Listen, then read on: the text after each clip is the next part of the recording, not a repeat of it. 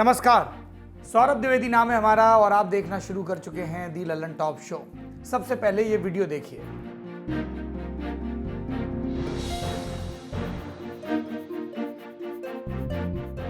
ये yes bank के खाता धारक हैं। इनकी बरसों की कमाई इस बैंक में जमा है। जब जरूरत होती थी तो ये पैसे निकाल लेते थे, लेकिन अब इन्हें बताया गया कि अपने खाते से 50,000 से ज्यादा की रकम नहीं निकाल सकते। किसी के यहाँ शादी है, किसी के घर में कोई बीमार है, किसी को आने वाले सेशन में बच्चे का एडमिशन कराना है। जिसके बड़े काम नहीं, उनका महीने का खर्च तो है ही। देश की अर्थव्यवस्था किस हाल में है, उसकी साफ साफ तस्वीर देखनी हो तो ये वीडियो बार बार लूप पर देखिए।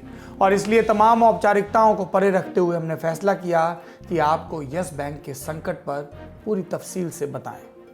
पीएमसी बैंक के रोते हुए खाता धारकों के चेहरे आप नहीं भूले होंगे। यस बैंक की ब्रांचों और एटीएम के बाहर से आई ये तस्वीरें फिर वही याद दिलाती हैं। सबसे पहले जिनके पैसे फंसे हैं उनकी बात सुनिए। हम कानपुर के सिविल लाइन्स एटीएम में आए हुए हैं और अभी घर पहुंचे। जब हम ऑफिस से तो हमें सूचना मिली कि यस बैंक में कुछ थोड़ी सी दिक्कतें आ गई हैं, तो हम अपना सेविंग अकाउंट से पैसे निकालने आए हैं, जिसकी मशीन से थोड़े बहुत निकल तो रहे हैं लेकिन पूरे नहीं हो पाएंगे। और हमारा व्यापार भी पूरी तरीके यस बैंक से संबंधित है। हमको सूचना मिली कि यस बैंक में पूरी तरीके से पैसा निकल नहीं रहा है, हमारा तो पूरा व्यापार खत्म हो जाएगा। हमें तो समझ ही नहीं आ रहा हम कैसे क्या करेंगे, कैसे क्या नहीं करेंगे। अभी खबर मिली कि बैंक पूरी तरीके से ख़त्म हो रही है, 50,000 से ज़्यादा मिलेगा नहीं, हमारा पूरा व्यापार खत्म हो जाएगा। तो हमको ऐसे बोला था बैंक को कुछ नहीं होगा, आप मत उठाइए। हम तो यही विश्वास में रहे।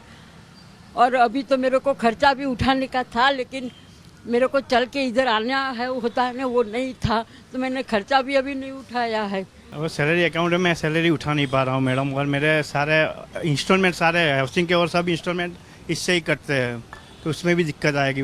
इन चेहरों पर जमा दुख विचलित करता है। बैंक तो पैसे रखने की सबसे सुरक्षित जगह होते हैं ना, और यस बैंक कोई छोटा मोटा बैंक नहीं है। देश के 5 सबसे बड़े प्राइवेट बैंक्स में शुमार रहा है। देश के हर राज्य या यूनियन टेरिटरी में इसकी शाखाएं हैं, लोगों के सैलरी अकाउंट हैं। लेकिन गुरुवार को आरबीआई ने 1 महीने के लिए यस बैंक को मोरेटोरियम में रख दिया, यानी बैंक के कामकाज पर आंशिक रूप से रोक लगा दी, और इसलिए पैसा निकालने की अपर लिमिट 50,000 हो गई। इससे ज़्यादा पैसा सिर्फ मेडिकल इमरजेंसी या शादी जैसी कोई वजह बताकर ही निकाला जा सकता है। आरबीआई ने ऐसा क्यों किया है और क्या यस बैंक में रखा आपका पैसा डूब सकता है, ये पूरी बात आसान तरीके से आपको समझाएंगे। लेकिन पहले जानिए कि आज क्या हुआ। आज दिन भर यस बैंक पर राजनीति चलती रही। राहुल गांधी ने ट्विटर पर लिखा कि यस बैंक अब नो बैंक बन गया है। मोदी और उनके आइडियाज ने देश की अर्थव्यवस्था को तबाह कर दिया है। कांग्रेस ने प्रेस कॉन्फ्रेंस कर सरकार पर सवाल भी उठाए। 20,167 करोड़ के बैंक फ्रॉड हुए। 2018-19 में 71,500 करोड़ के बैंक घपले हुए, और 2019-20 में मार्च 2020 तक 1,43,068 करोड़ के बैंक घपले हुए। ये बैंक घपलों का आंकड़ा एक बार स्पष्ट तौर पे सबको समझ लेना चाहिए, ताकि बार बार गुमराह न कर सकें ये लोग। देश के प्रधानमंत्री एवं देश के वित्त मंत्री से हम यह जानना चाहते हैं, कौन खा रहा है और कौन खिला रहा है। सरकार पर सवाल उठे तो दिन में 2 बार मीडिया कैमरों पर जवाब देने आई देश की वित्त मंत्री निर्मला सीतारमण ने कहा कि खाता धारकों को चिंता करने की जरूरत नहीं है, किसी का पैसा नहीं डूबेगा। I'd like to place it on record that since 2017 the Reserve Bank has been continuously closely monitoring, and I can speak for May 2019 onwards, where I have been directly involved in also closely working together with the Reserve Bank on this matter. So let me assure people that the government has, together with the Reserve Bank, continuously monitoring this matter. Congress पर पलटवार करते हुए वित्त मंत्री ने कहा कि yes bank के जो कर्ज डूब रहे हैं वो यूपीए के वक्त दिए गए थे। सियासत लगातार जारी है। ट्विटर के गुणीजन कोरोना वायरस भूलकर अब यस बैंक पर चिंता जता रहे हैं। दिन भर यस बैंक ट्रेंड करता रहा। सेंसेक्स में 1400 से ज़्यादा पॉइंट की गिरावट दर्ज की गई और बड़ी वजह बताया गया यस बैंक को। अब हम भी समझ लेते हैं आसान भाषा में कि यस बैंक का ये पूरा मामला क्या है। एक इज्जतदार बैंक की साख रातों रात गिर गई। आरबीआई ने इस पर सख्ती दिखाई। इस सब की शुरुआत कहां से हुई? सबसे पहले आप क्रोनोलॉजी समझिए। राणा कपूर और अशोक कपूर, उन्होंने मिलकर 2004 में यस बैंक शुरू किया। ये दोनों अपना बैंक शुरू करने से पहले बड़े बैंकों में ऊंचे ओहदों पर नौकरी कर चुके थे। साल 2005 में बैंक शेयर बाजार में लिस्टेड हो गया। शुरुआत में यस बैंक की दशा और दिशा बिल्कुल क्लियर थी। बैंक से ज्यादातर बड़ी कंपनियों को लोन दिए जाते थे, 65% कॉरपोरेट लोन्स थे। इसके अलावा बैंक सिंडिकेट लोन्स की फीस लेता था। सिंडिकेट लोन क्या होता है? मैरिज ब्यूरो की तरह समझ लीजिए कि एक ग्राहक है जिसको लोन लेना है, देने वाले बैंक भी हैं, उनका परफेक्ट मैच यस बैंक कराता था और इसके लिए लेता था फीस। बैंक सेविंग अकाउंट में पैसे देने वालों को भी अच्छी ब्याज दर देता था। सब कुछ सही चला। हर तिमाही में मुनाफा होने लगा, शेयर के भाव बढ़ने लगे। 45 रुपए का आईपीओ निकाला था, लेकिन कुछ ही वर्षों में शेयर बढ़कर 1400 रुपए तक पहुंच गया। लेकिन 2008 से गड़बड़ शुरू हो गई। 26 नवंबर 2008 मुंबई हमले, इसमें बैंक के को-फाउंडर अशोक कपूर की मौत हो गई। अब अकेले शहंशाह हो गए राणा कपूर। राणा कपूर ने अशोक कपूर के परिवार को बैंक के मैनेजमेंट से दूर करना शुरू किया। झगड़ा कोर्ट में गया।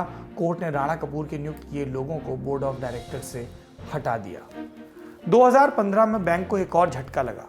आरबीआई ने बैंक का एसेट क्वालिटी रिव्यू ऑडिट किया। आप पूछ सकते हैं क्या होता है ये ऑडिट?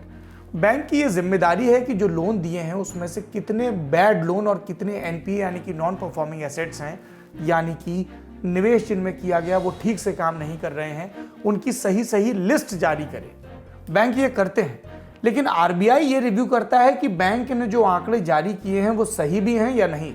मतलब कहीं बैंक अपने डूबते लोन को शेयर धारकों और आरबीआई से छिपा तो नहीं रहा है। अगर यहां कोई अंतर होता है तो उसको लोन डाइवर्जन कहते हैं। यस बैंक का मार्च 2016 में करीब 4000 करोड़ का डाइवर्जन था। 2017 में ये डाइवर्जन 6000 करोड़ का था, यानी इतना पैसा एनपीए और बैड लोन का हिस्सा था, लेकिन बैंक छिपा रहा था। ये बात जब सामने आई तो शेयर धारकों को बैंक के प्रमोटर्स की नीयत में खोट दिखने लगा। शेयर की कीमत गिरने लगी। साल 2018 में फाउंडर राणा कपूर 3 साल के लिए फिर से सीईओ नियुक्त किए गए, लेकिन आरबीआई ने कहा कि राणा कपूर को 31 जनवरी 2019 से ज्यादा सीईओ के पद पर नहीं रहने देंगे। इस बात से बैंक की साख और खराब हुई। लोगों ने बैंक में पैसा जमा करना कम कर दिया। सितंबर 2019 में बैंक के पास लोगों का जमा पैसा 2 लाख करोड़ था, लेकिन लोग लगातार पैसा निकाल रहे हैं। जब पैसा जमा कम हुआ तो नए लोन देने के लिए पैसे नहीं रहे और पुराने लोन्स वो तो पहले ही डूब रहे थे। आइलैंड एफएस, Dewan housing, Jet Airways, Cafe Coffee Day जैसी कंपनियों को यस बैंक ने लोन दिया था, लेकिन ये बैड लोन और एनपीए साबित हुए।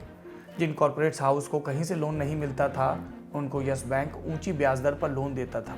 लोगों को लगा ये मास्टर स्ट्रोक है, लेकिन ये चालाकी बहुत महंगी पड़ गई। किसी भी देश की अर्थव्यवस्था के लिए बैंक का डूबना बहुत बुरा साबित होता है। बैंकों का बिग बॉस कौन है?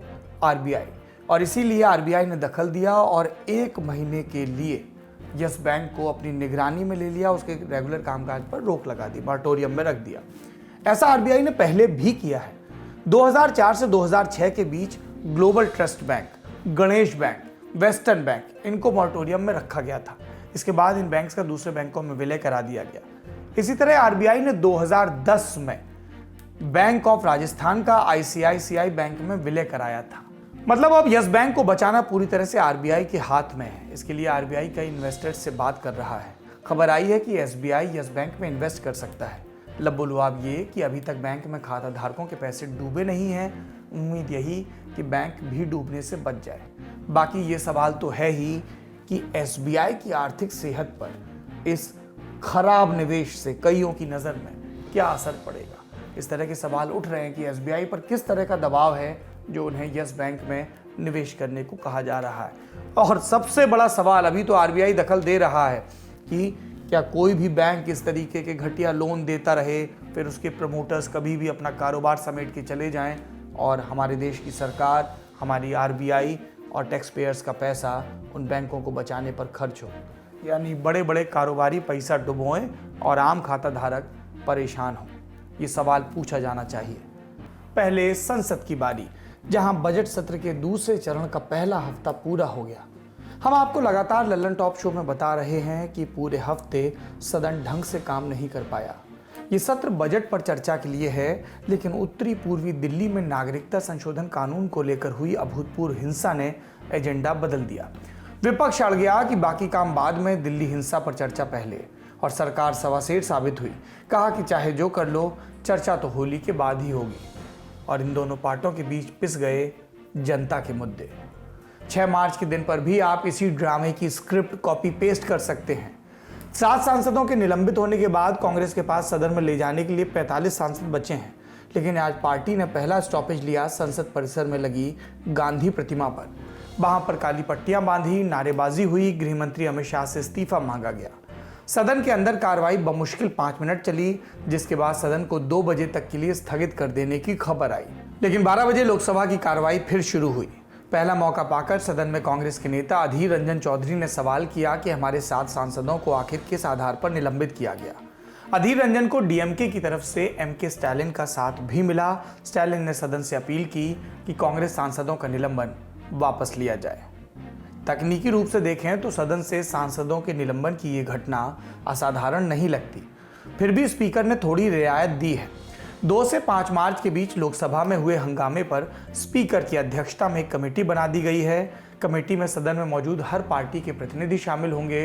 ये हंगामे की फुटेज देखकर अपनी राय बनाएगी, रिपोर्ट पेश करेगी।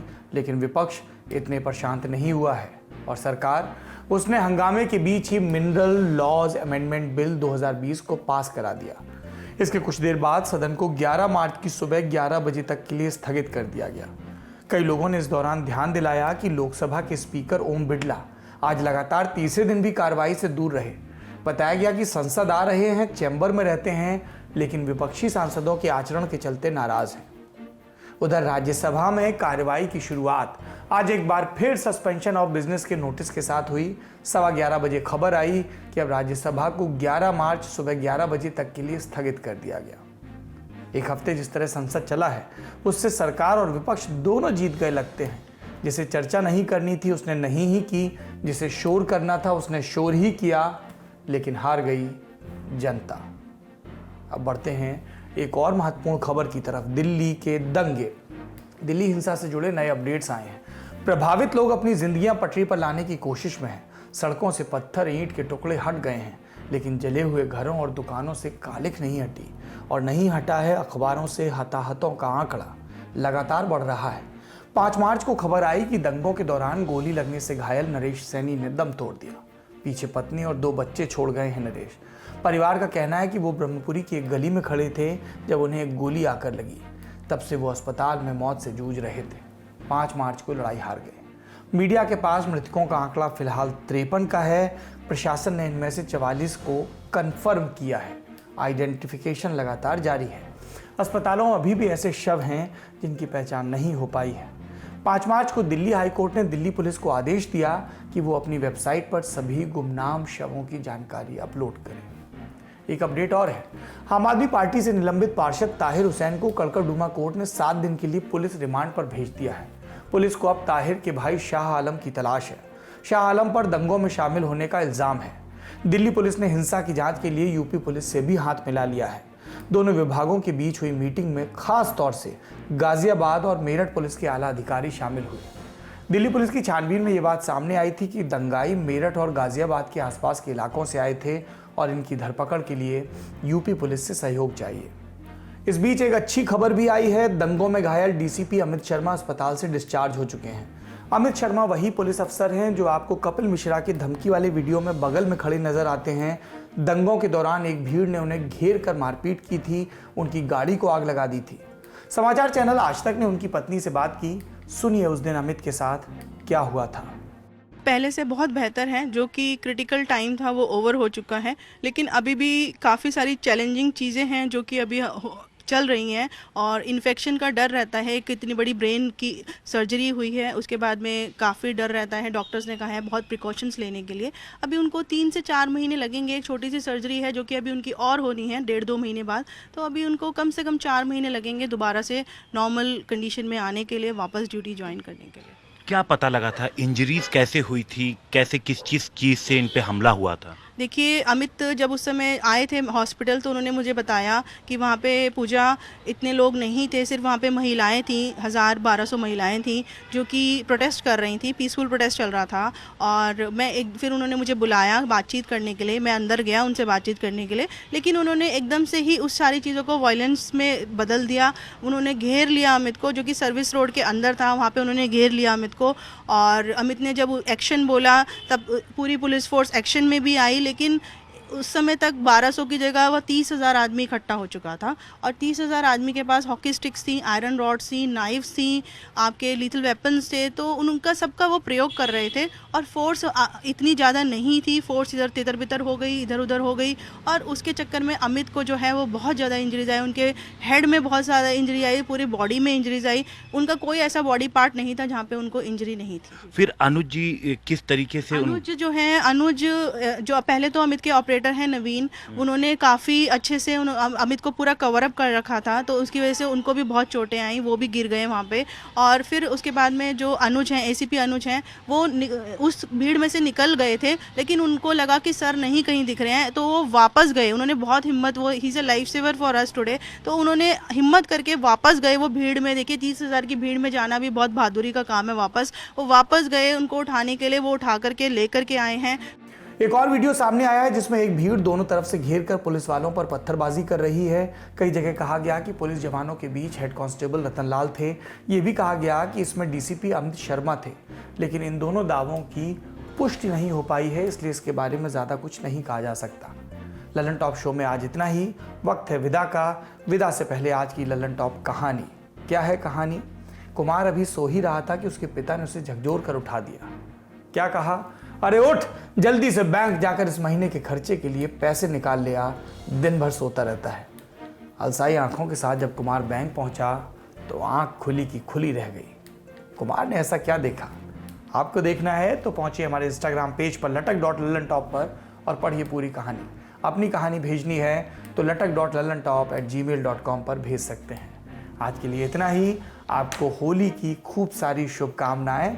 अपन गांव जा रहे हैं, शहर जा रहे हैं, अपने मायके जा रहे हैं, छुट्टी पर जा रहे हैं लंबी, इसलिए हमको थोड़ा बहुत मिस करिएगा। हमारे हिस्से की गुजिया खाइएगा। लौट कर आएंगे तो उम्मीद है फिर मुलाकात होगी। शुभ रात्रि।